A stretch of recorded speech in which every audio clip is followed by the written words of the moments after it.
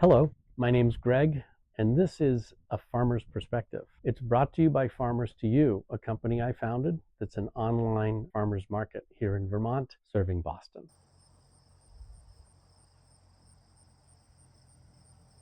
Today our topic is milk, and we're going to talk about different kinds of milk, different processing in milk, and how you can pick the best milk for your family. What makes for great milk is freshness. You want it a few days out of the cow. You want to make sure that it's as minimally processed as you're comfortable with, and that the cows are out on pasture, that they're not just eating grain all the time, which is not good for them, but they're getting exercise, getting sunshine. Those are all absolutely critical to a healthy cow. It's always a good idea to start with organic and local. They don't have to be both. Local is very good, especially if you know you're a farmer. You want to be getting milk from small to mid-sized farms where the cows are treated well, where their lifespan is 10 to 20 years, and they're giving milk that whole time, and they're productive members of that farm. The big confinement dairies, the cows never get over about 3 years old. And lastly, you want milk that's densely nutritional.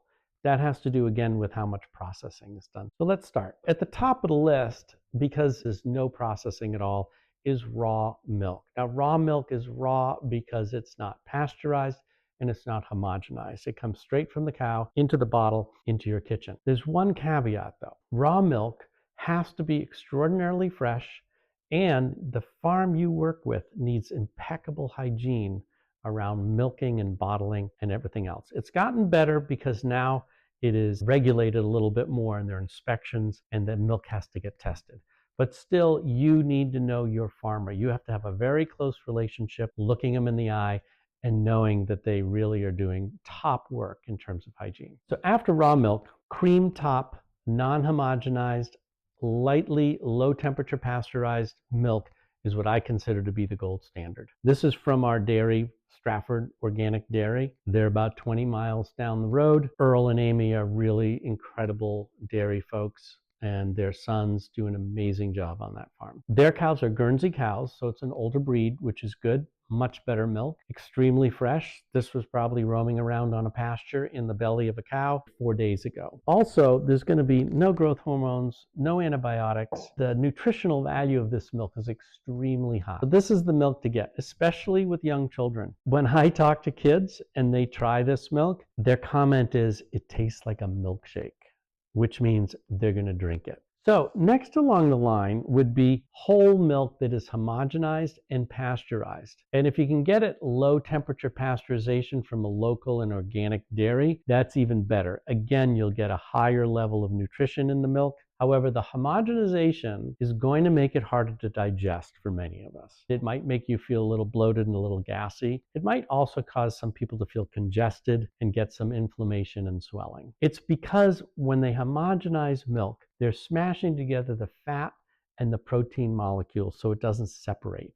There's a reason they do this, and it has to do with how close to being spoiled the milk was by the time it got to the creamery. And that is still the case these days. So when you're dealing with a dairy who's willing to do no homogenization and low temperature pasteurization, you know the milk is fresh. However, it's very difficult to do. So the next best thing would be high temperature pasteurization and homogenization in a whole milk. That is what this is from a local dairy here. It's not organic.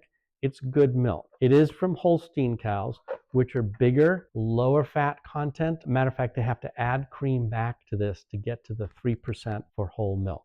I prefer the older breeds because there's already tons of fat.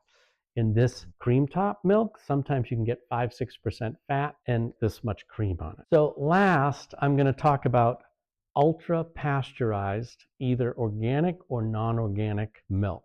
You see this screw cap? That's the sign that it's ultra pasteurized. Ultra pasteurized milk is sterile. As a result of its sterility, it's got almost no nutritional value left of traditional milk. So that's something to keep in mind. It is also even harder to digest than either of these two milks here too. So this would be my last choice, and this cream top would be my first choice and recommendation for you. And you're going to notice it in the flavor also. So when you're choosing milk, least processed, freshest, local and organic source. That's the key.